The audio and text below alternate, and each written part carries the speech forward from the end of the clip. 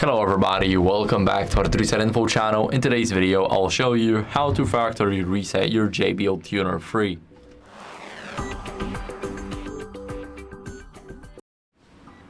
So here we have the speaker. Now, if you want to factory reset it, what you guys need to do is hold the Bluetooth icon and the scan button for 5 seconds.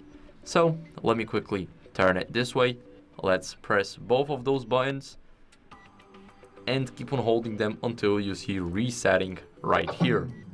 Now it's resetting, we can let go, and as you guys can see, now it's being factory resetted.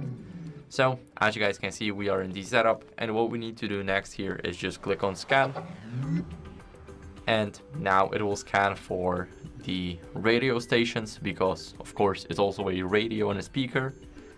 As you guys can see, after that we are ready to pair it again just by tapping or clicking this icon.